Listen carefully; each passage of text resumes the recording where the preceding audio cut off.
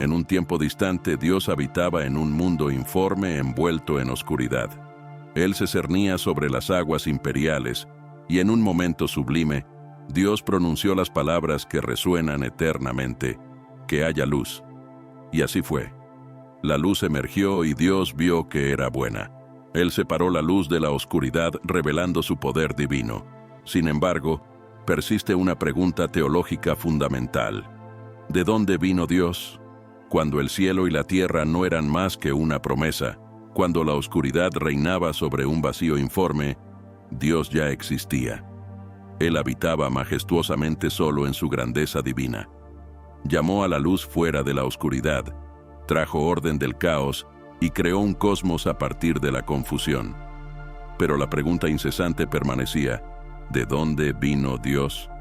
Algunos afirman que Dios creó la tierra hace 6.000 años en solo 6 días. Sin embargo, para ser filosóficamente consistente y honesto, surge la pregunta: ¿de dónde vino Dios?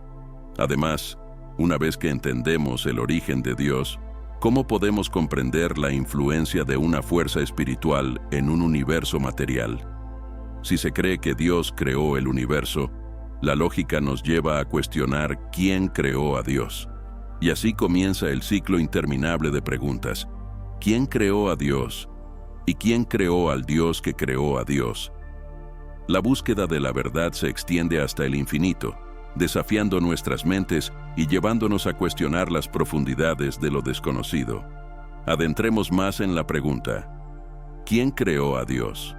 Cuando hacemos esta pregunta, inmediatamente encontramos la idea de un Dios creado, lo cual es intrigante. Esta consulta en sí misma ilustra un punto crucial. La creencia en Dios como el creador es fundamental para nuestra comprensión. Sin embargo, esta pregunta es intrigante porque nos lleva a considerar una explicación más plausible: la imposibilidad de que algo surja de la nada. Si estamos de acuerdo en que no es posible crear algo a partir del vacío absoluto, llegamos a una conclusión poderosa. Debe haber algo eterno, siempre existente, porque de lo contrario estaríamos atrapados en un vacío eterno. Por lo tanto, todos nosotros, de alguna manera, nos vemos obligados a creer que algo siempre ha existido. Esta es la única explicación lógica, porque si aceptamos que nada puede surgir de la nada, entonces tanto tú como yo, que estamos aquí discutiendo, somos algo, y ese algo debe haber existido para siempre. La idea de algo eterno y siempre presente es clave para entender el enigma de la creación. Aquí está la pregunta. Todo lo que sabemos sobre el mundo físico nos lleva a dudar de que algo pueda existir eternamente, especialmente desde la década de 1930, cuando la teoría del Big Bang fue ampliamente aceptada. Nuestra comprensión del universo ha cambiado drásticamente. Esta teoría sugiere que nuestro universo actual es solo una manifestación temporal, una sola iteración en una serie infinita. Consideremos la evidencia. El universo está cambiando constantemente, la energía se está consumiendo gradualmente. La bien establecida segunda ley de la termodinámica nos enseña que la energía se agota con el tiempo. Las estrellas están perdiendo su energía y la expansión del universo parece estar acelerándose, empujando sus límites más allá de nuestra comprensión. Todo esto nos lleva a concluir que el mundo físico, tal como lo conocemos, no es un candidato viable para algo que ha existido eternamente. Ahora, la gran pregunta es: ¿lo que haya existido eternamente debe ser completamente diferente de lo que vemos hoy? La causa primordial, la fuente de todo, debe ser algo más allá de nuestra comprensión actual. Y así nos vemos desafiados a explorar la verdadera naturaleza de este misterio que trasciende nuestro mundo físico. Reconozco que la idea de algo existiendo eternamente puede parecer desafiante, pero me gustaría presentar una perspectiva diferente.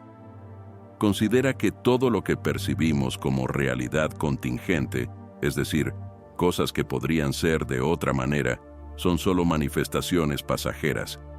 Incluso objetos aparentemente sólidos, como esta silla frente a ti, fueron una vez meras posibilidades al borde de la no existencia. No son permanentes, desaparecen con el tiempo. La verdad es que todas estas cosas no pueden explicarse a sí mismas. Están interconectadas como piezas de dominó en una cadena de contingencias interdependientes. En algún punto debemos asumir que hay algo fundamental, algo completamente diferente de lo que estamos tratando de explicar. Sin embargo, cuando se trata de Dios, la afirmación central de las tradiciones cristianas, judías e islámicas es que Dios es eterno. Por lo tanto, la pregunta sobre el origen de Dios no se aplica a Él por definición. La única manera de argumentar en contra de esto es asumir que todo pertenece a la categoría de lo creado, pero eso simplemente nos lleva de vuelta al punto de partida. Los antiguos griegos exploraron esta pregunta y es por eso que el Evangelio de Juan comienza con las palabras: «En el principio era el Verbo». Esta declaración nos invita a considerar que todas las cosas tienen su origen en algo eterno y trascendental, algo más allá de nuestra comprensión, algo que ya existía antes de todo. Los antiguos griegos estaban interesados en la pregunta de dos categorías: ¿qué es creativo y qué ya existe?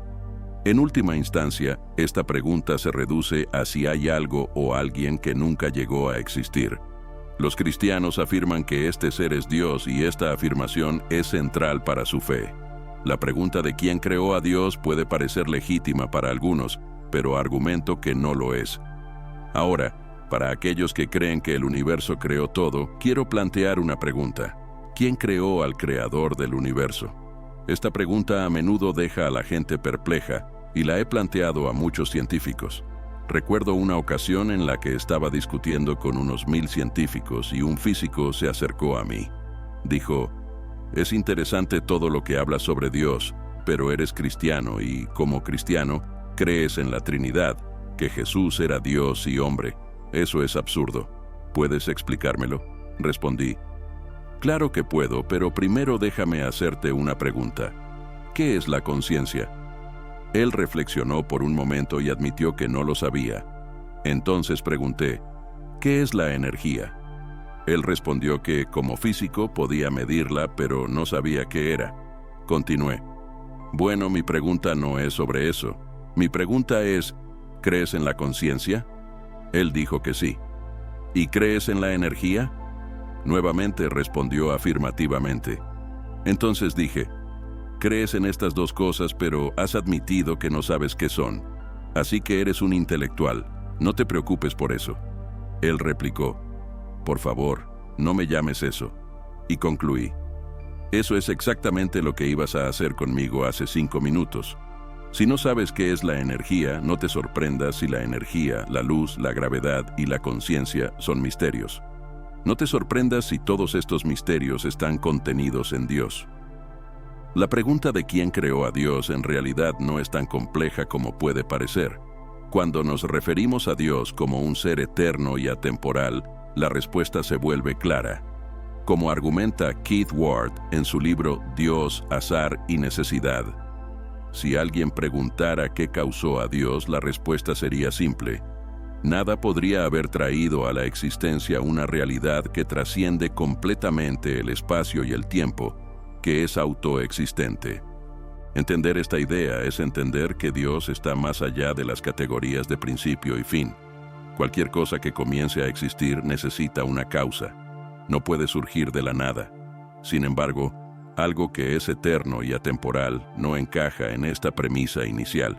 No necesita una causa. Incluso ateos como Daniel Dennett reconocen que sí existen verdades eternas, como números u objetos matemáticos. No necesitan una causa porque nunca llegan a existir. El concepto de Dios es precisamente el concepto de un ser eterno y autoexistente, una necesidad primordial. Por lo tanto, la respuesta es simple: Dios no tiene causa porque es autoexistente. Nuestra definición de Dios es el creador no creado del universo, que trasciende todas las limitaciones de tiempo y espacio. La pregunta de quién creó al creador no creado es como preguntar sobre el sonido del silencio o qué hace el vacío. Lo que estoy tratando de ilustrar es que hay una definición de silencio que nos impide hacer tal pregunta. De manera similar, cuando cuestionamos quién creó al creador no creado del universo, seguimos una línea de razonamiento que no se aplica a él. Esto nos lleva a un punto importante. Los cristianos basan sus creencias en un Dios que no fue creado, mientras que los ateos a menudo proporcionan respuestas diferentes. Como ex-ateo, yo también solía creer en un creador no creado, aunque mi comprensión era diferente. Quizás consideraba la idea de un generador de multiversos o algún entorno cuántico en el que los universos surgen espontáneamente. Independientemente de lo que fuera, la idea era que el universo no fue creado. Por lo tanto, en última instancia, todos creen en la existencia de un creador no creado. Lo que me gustaría preguntar es que continúen la historia desde el principio del universo hasta el impacto de la materia espiritual de Dios en lo material. Y considerando que todos tenemos esta creencia en un creador no creado, quizás la pregunta esencial es, ¿cómo se relaciona este creador con nuestro continuo de tiempo, espacio y materia conocido como el continuo? Aquí está el meollo del asunto. Todos estos elementos, tiempo, espacio y materia, deben haber llegado a existir al mismo tiempo. Si hubiera espacio pero no tiempo, ¿dónde lo colocarías? Y si hubiera materia en el espacio pero no tiempo, ¿cuándo la colocarías? No es posible separar tiempo, espacio y materia. Deben coexistir. La Biblia aborda este problema de manera concisa en solo 10 palabras. En el principio Dios creó los cielos, espacio y la tierra, materia. Por lo tanto, el tiempo y el espacio se crearon junto con la materia. Estos tres elementos forman una trinidad esencial. El tiempo abarca el pasado, el presente y el futuro. El espacio tiene longitud, anchura y altura. La materia existe en los estados de gas, líquido y sólido. Esta trinidad de la Trinidad fue creada instantáneamente, y el Dios que los creó debe estar más allá de ellos, trascendiendo todas las limitaciones temporales. Si Dios estuviera sujeto al tiempo, no sería verdaderamente Dios, porque estaría restringido por su propia creación. El creador de esta computadora no está atrapado dentro de la computadora manipulando números en la pantalla. De manera similar, el Dios que creó este universo no está limitado por él, está más allá, por encima y a través del universo. No está afectado por él. Ahora, cuando se trata de la afirmación de Dan de que una fuerza espiritual no puede tener ningún efecto en un cuerpo material, surgen algunas preguntas intrigantes. ¿Cómo explicamos las emociones, el amor, el odio, la envidia, los celos y la racionalidad? Si nuestro cerebro es solo una colección aleatoria de productos químicos formados durante miles de millones de años, ¿cómo podemos confiar en nuestros propios procesos de razonamiento y nuestras percepciones de lo que es correcto? Recuerdo haber preguntado antes de dónde vino Dios, y esta pregunta asume que Dios es limitado, lo cual no es el caso. El Dios que admiro no está limitado por el tiempo y el espacio. Incluso si trato de encuadrarlo en mi mente, en mi cerebro de 3 libras, Él seguiría siendo digno de adoración. Eso es lo que me fascina. Está más allá de la comprensión y por eso lo adoro. Me recuerda a las palabras de su discípulo cuando dijo: «Vi cuando él bajó del monte de la transfiguración, el santo y el puro, y su rostro brillaba como el sol». Esto significa que Dios no está limitado por ningún lugar o forma. Su presencia es omnipresente y trasciende todas las fronteras. Entonces, ¿salió de la nada? Hice esta declaración en una reunión en Detroit hace algún tiempo, y un matemático se me acercó y dijo: «Reverendo, seamos racionales sobre este tema que estás discutiendo esta noche. Decir que Dios vino de la nada simplemente no tiene sentido. Seamos razonables». Respondí: «De acuerdo, seamos racionales. La razón por la cual Dios vino de la nada es que no había ningún lugar de donde venir. No surgió de ningún lugar. Y la razón por la que tuvo que estar sobre nada es que no había ningún lugar donde pararse. Extendió su mano cuando no había nada que agarrar y colgó algo donde no había nada para colgar. Él dijo: «Quédate ahí». Ahora, Si miras el libro de Génesis en el capítulo 1, 26 y 27, verás que Él colgó este mundo en la nada y se paró en la nada. Tomó el martillo de su propia voluntad y levantó el yunque de su omnipotencia. Las chispas volaron y las atrapó en las puntas de sus dedos y las lanzó al espacio, adornando los cielos con estrellas. Y nadie dijo una palabra, nadie contestó porque no había nadie para contestar. Luego Dios mismo dijo, esto es bueno. Y Dios le dio a Cristo un nombre sobre todo nombre, para que al nombre de Jesús toda rodilla se doble en el cielo, en la tierra y debajo de la tierra, y toda lengua confiese que Jesucristo es el Señor para la gloria de Dios Padre. Quiero enfatizar el siguiente punto. Las preguntas sobre el origen de Dios y la naturaleza de la creación son cuestiones profundas que han intrigado a la humanidad a lo largo de la historia. Independientemente de las creencias individuales, una cosa está clara. Nuestra capacidad para comprender la verdad sobre Dios y el universo es limitada. La idea de un creador no creado, un Dios más allá del tiempo, el espacio y la materia, desafía nuestra comprensión, pero también nos recuerda la grandeza de lo desconocido. En última instancia, la búsqueda de la verdad es un viaje personal y espiritual, y cada uno de nosotros puede encontrar significado y propósito a nuestra manera. Exploramos perspectivas que invitan a la reflexión, expanden el pensamiento y reconocen la trascendencia divina. Independientemente de dónde te encuentres en tu viaje espiritual, espero que estas discusiones hayan inspirado una apreciación por la complejidad y belleza del universo y el misterio que rodea a la divinidad. Gracias por ver y que tu viaje esté lleno de descubrimientos significativos y enriquecedores.